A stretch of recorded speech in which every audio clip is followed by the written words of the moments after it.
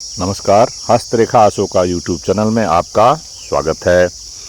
देखिए, आज आपको वीडियो में बताएंगे कि कन्या का चेहरा ही नहीं, उसकी हाथ और अंगुलियों की बनावट को देख करके आप शादी का फैसला लें तो आपकी जो है बंद किस्मत का ताला खुल सकता है। देखिए, शादी का फैसला जब भी करें तो सबसे पहले इस बात का ध्यान रखें कि जिसे आप अपना जीवन साथी बनाने जा रहे हैं वह आपके लिए कितना भाग्यशाली होगा। इसलिए शादी से पहले कन्या का सिर्फ चेहरा नहीं, उसकी अंगुलियों को भी देखिए। अंगुलियों में क्या रहस्य है वो मैं आपको बताता हूँ। लड़की की अंगुली देखकर जब ये आपका जो बात का पता लगाएंगे, उससे आप जानेंगे कि उसका किस किस तरह का उसके चरित्र और गुण उसमें पाए जाएंगे। ये इस बात की जाने। देखिए, अंगुली का आकार जो है वह गोल और लंबा होना चाहिए। समुद्र शास्त्र के अनुसार जिस कन्या की उंगली गोल लंबी होती है वह खुद भी भाग्यशाली होती है और पति के लिए भी बड़े भाग्यशाली होती है। और अगर उसके हाथ पर, हथेली के ऊपर जैसे नीचे नहीं, ऊपर भाग में अगर बाल वगैरह हैं तो वह आपके लिए बहुत कठिनाइयां खड़ी कर देगी।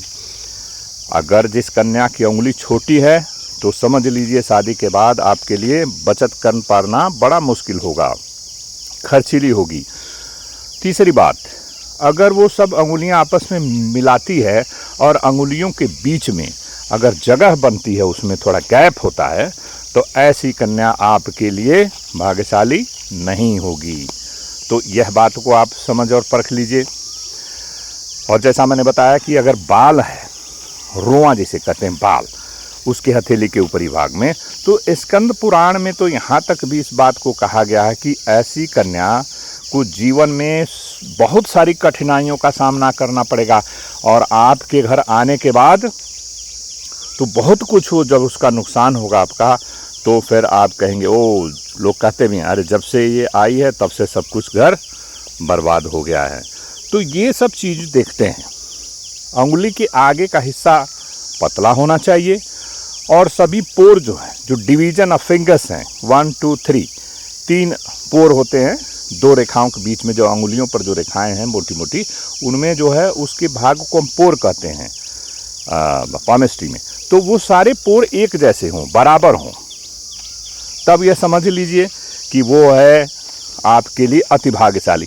देखिए, विवाह करने में इतना सारा कुछ लगेंगे देखने तो विवाह हो नहीं पाएगा, लेकिन there it is some compromise, some sort of compromise you have to do. But जो बेसिक चीज़ें हैं वह जो है होना ही चाहिए।